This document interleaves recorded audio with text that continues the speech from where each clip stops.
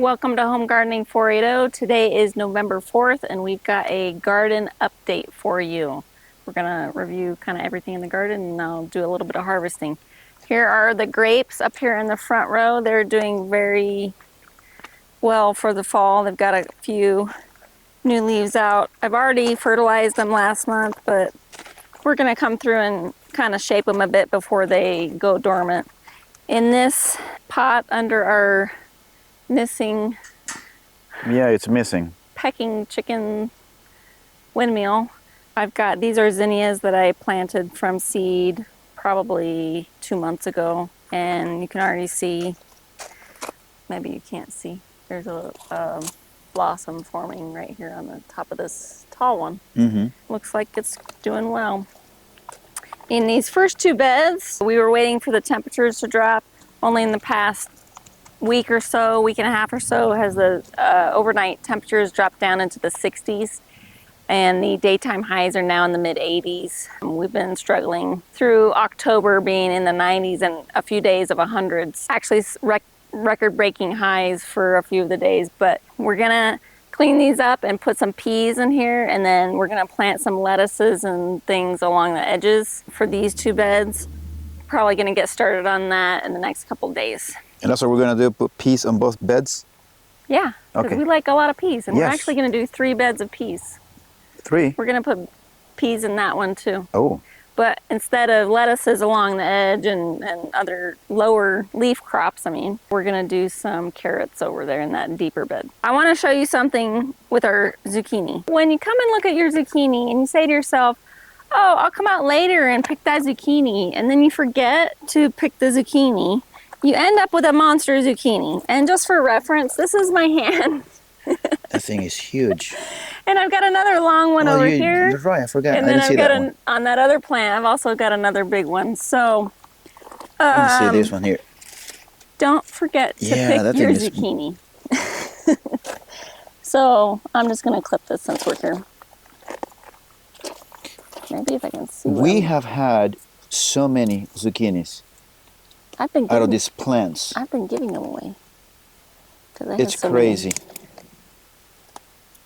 You're going to clip that other one too. Yeah, I might just have to figure out what angle feels good when it pokes you.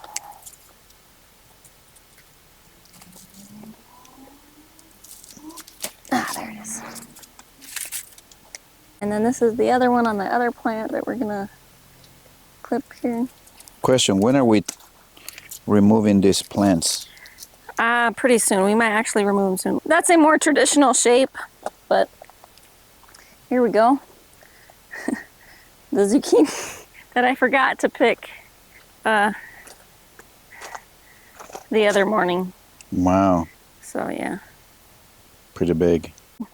Okay, we were just about to continue with the update, and I happened to see an off coloring that didn't belong there, and I told Sonia, there's another one there. Oh boy. Like I said, you might as well just...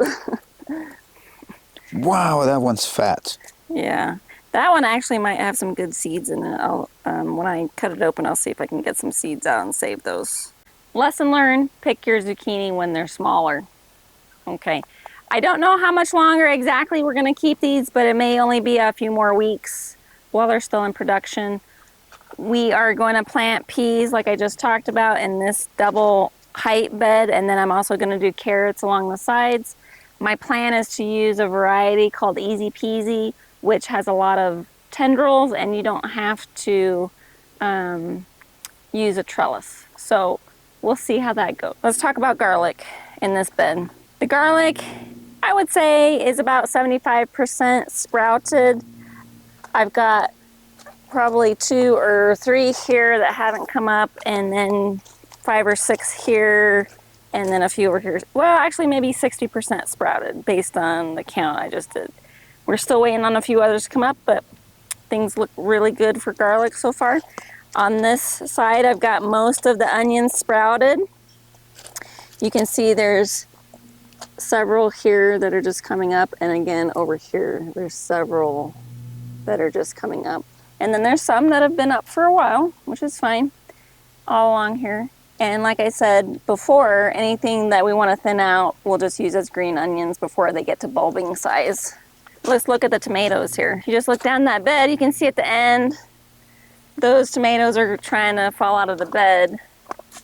The ones on the very end are Roma tomatoes, so you're not supposed to trim them. But if you look right here at this middle post, you can see there's a couple tomatoes there. Yeah. That is the variety Early Girl. I came back and replanted some on the other side because the ones that we had put there died. The variety here in the front is Champion. They've got flowers already. I think these are Celebrity. You need to come and put some lines down to help support them. Question. Yep. What is this in the middle? Oh, so do you remember the leeks that we had here that we left the flowers Yes. on so that the Oh. bees could have something to eat? Yes. Remember that? Yes, yes. Well, we left those flowers there for a long time and we didn't take them out until we took all the tomatoes out. So those are all leek, So all leeks. That's a bunch. sprouted leeks. Yes, a bunch of them. Yep. Wow, that's pretty cool. There's a lot of them. Yep. Either way, I think this one, Better Boy. Look here, we've got a cluster of Better Boy tomatoes here. They're probably around, so maybe close to 3 inches, 2.5, 3 inches. Doing really good. Not supposed to trim the Roma tomatoes, but When you say trimming, we're talking about cutting the offshoots. yeah, and I haven't actually been out here doing any trimming because we've been busy and it's been so hot. I can if I want to, but I think I'm just gonna see what happens. So, you know, I'm gonna string a few of these, but I don't want to spend a lot of time trimming tomatoes if it's not really gonna affect my harvest heavily. And we did have a really hot late fall here, or early fall I should say, so I don't want to spend a lot of time if we happen to get early frost in December. But today's Okay. November 4th, so we've got, you know, maybe 6 more weeks of for sure growing, and then anything beyond that is bonus. This is our Violet de Bordeaux fig, and if you zoom in here on the top, you can see that was one that ripened that we just didn't catch it, so it's pretty dry now. But the way that you know a fig is ripe is it's kind of soft when you squeeze it. Let me see if there's any still firm, but I don't see any more. Good news is we've had some new offshoots sprouting on this one, and I've kind of kept the offshoots down here trimmed as best I could. Here we go. This blackberry seems to be doing well. Slow Hopefully- growing though. Well, you know, it's been so hot, and it was really small to start with. It was maybe 8 inches tall, if you Yeah. remember. Yeah, it wasn't tall. This is a Little Miss Figgy, and it just That one took off. went boom. Yes, So, it did. Here's the old wood. It looks brown, ended basically right there, and then all of this from here up is new. So everything from, if you look over here, anything from my trimmer right here up is new. Yeah, I can see that. Yeah. The so, brown and the green. Yeah. Anyway, this one That's a pretty good transition though. That's cool. has just started to take off. So I'm really happy to see what's going to happen here.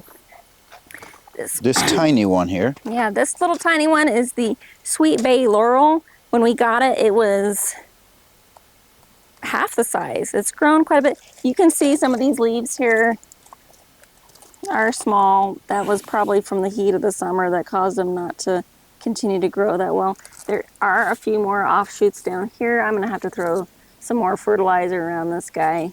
And, oops, some of the older leaves have been damaged, but that hot summer did that. We're gonna nurture this guy up and get him to grow a big bush for us, and then we can have our own Sweet Bay leaves from home. This guy is a Texas Mountain Laurel. And if you remember when we transplanted it, the top died off. Yes. But we're going to have to trim it because it keeps growing off these lower offshoots. So we're going to have to kind of trim it up. It is a shrub. It does not produce any edible fruit. And we thought that this was dead or that it was going to die. We thought it was going to die because there was only one little branch on the bottom that was still green. We thought it was going to die, but it didn't. It's making a comeback. And we're just going to have to shape it a little bit. But remember, the flowers smell like grape soda. Yes. So it's quite an interesting little plant. Here's the blueberries. I came and put some more of the Hollytone or the acidified fertilizer on them and try to put some more mulch on them. We're going to transition this into its own little area. We're going to put a divider here and we're going to dig down so these berries get more space, but we're going to save that for when they're dormant. The strawberries, look here. Look right here. Look right there. Oh, look at that. That is a baby strawberry. This variety right here is called the Gurney Whopper variety. It's one of their trademark, whatever, in-house trademark variety. But that's the first fall strawberry flower I've seen. I'm sure there's more if there's one there. Anyway, the strawberries have made a comeback from the summer heat as well. And if you look down the bed, you can see they're starting to take over. They are. Yep. Wow. We've had a few plants die, like this one died, but I had this runner and I just kind of nestled it down, so hopefully it's making some roots right where that previous plant was. But if you can see, the new growth is just took over. Just awesome. Look down that pepper row real quick.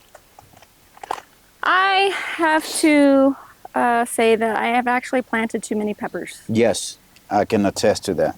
So it's crazy. What I want to say is, what are the good varieties? The good varieties that taste sweet. Sunbright. This one turns orange, and you can see here's a small one. This tastes delicious, even though it's small. Super sweet. Let me have the rest of it. Okay. The other variety, which I couldn't remember, so I looked at the tag. So remember to put your tags. The red one, called Crispy Hybrid. Come on down here and look at this. So this variety is called Crispy Hybrid. This pepper is maybe, 2.5 inches long. Not very big, but you can see it's already turning red. I'm still eating my pepper. Sorry, it's too good. This will continue to turn color if you take it in the house and just set it out for a few days. It'll turn almost completely red. So don't be afraid to pick your peppers a little bit early. I just clipped these peppers that are starting to turn color. Pick them early so you can get them in the house and enjoy them. They'll still be very sweet even if they're not fully red. And this one you can see is fully red on one side and fully green on the other. But again, this will turn color in just a few days in your house. So go ahead and pick these. But remember, the most important thing is thinning them out so you can get the big peppers. If you don't thin them out, thin out the little flowers and such, your peppers are all going to be small, which I think was a problem that we ran into because we had just so many pepper plants. I think next year we're going to do less pepper plants, but I am going to do the Crispy Hybrid variety, and I'm going to try to do that Sunbright variety, and maybe 1 or 2 jalapenos and 1 or 2 of the Garden Leader variety, which produces just like a green bell pepper. If you look right here, I've been collecting my harvest here. We've got our herb bed, and then the basil is overflowing the bed there. I cut some of it back towards the back of the porch here, or the back of the bed, but the bees were really enjoying this quite a bit, so I just wanted to wait until it had nearly completed before I started trimming again. Overall, thyme did great. Rosemary also did great. I had to come in and do a full trimming of that. I had to probably cut 1/3 of it down. The parsley is now back, and there was a plant here in the front.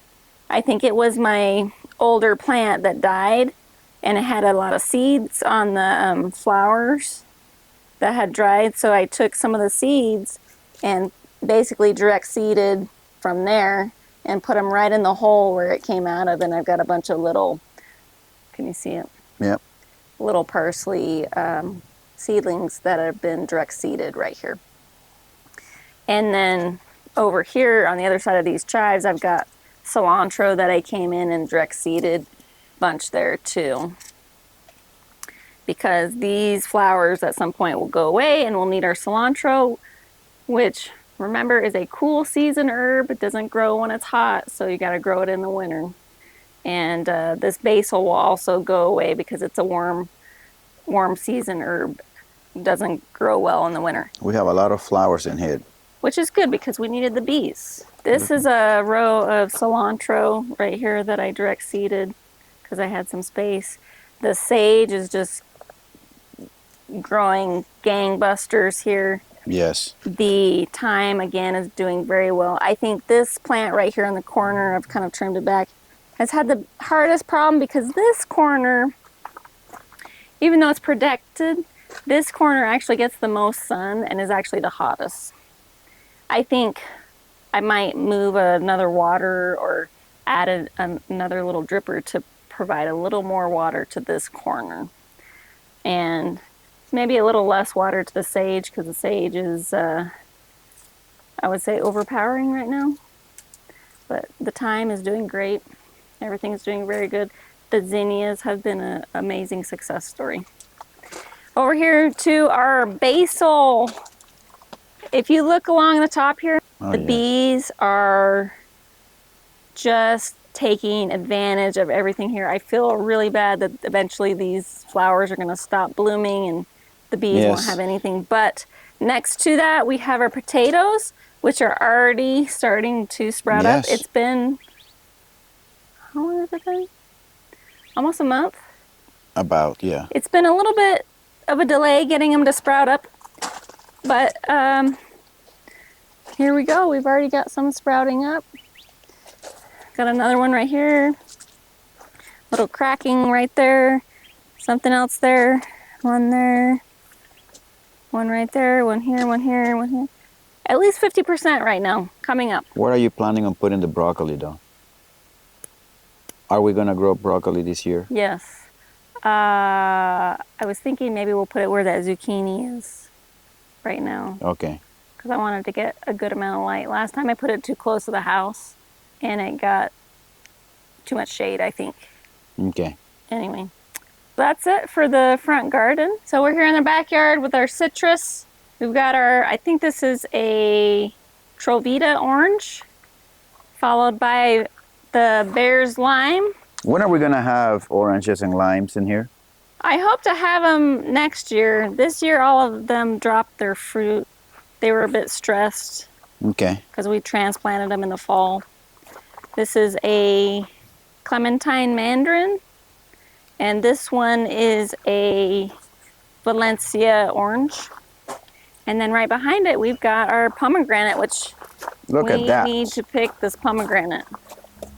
Check this out. This is like a softball size. Look at that. Look at how it's attached. It's like there's like no stem. It's like it's just attached to the branch. I wonder if I can just pop it off or if I have to. Okay. I've been wanting to pick this one for a while. I had another one over here that the birds got to before, and then, oh, look. That's new. So this just happened. Let me see. Really? This order. Yeah. Maybe, I don't know. I looked at this maybe 2 weeks ago, so this recently happened. 2 criminals trying to dig at my tree roots. These boys getting in trouble. This is a constant fight with these guys. I'm gonna They have to keep digging. build some mesh collars or something to go around the trees. Look, they just did that. Yes. Oh my gosh. This is the Tangelo that we have. Looks like it's done really good. Again, there's no fruit on this one. It dropped all its fruit. This peach tree is called Ava's Pride. We got 4 or 5 peaches off of this one. Yes. The new growth is looking really good. I think it'll come back in the spring looking pretty awesome. This one is May Pride. Again, the criminals, Start the digging. resident criminals have been causing some damage. So, like I said, we might have to make some mesh covers to keep the trees safe. And this is our Lisbon lemon. The criminals have been bothering this one too, so hopefully it makes it. And if I recall, yes, this has 1 lemon on it right here. And another one here, Oh, there's another one? right there. Okay, 2 lemons on this tree. And Yes. probably we'll harvest those at Christmas time or close to it. First tree that, well, we have peaches and this lemon. Yeah, the peaches, I was surprised we got off that May Pride tree almost a dozen peaches. This is just a thornless mesquite tree that we have, and it's done quite well, quite a bit of new growth. And And then the last one there by the last one here by the patio, I think it's doubled in size. I don't know about Yes. you. It's almost doubled in size, I think. So, And the That's- idea of this one, by the way, is so that we could shade the back patio area. The sun sits behind me there. if you like our content, you want to follow along with us as we do our garden in Mesa, Arizona, enjoy the video, like it, subscribe to the channel, and we'll see you soon.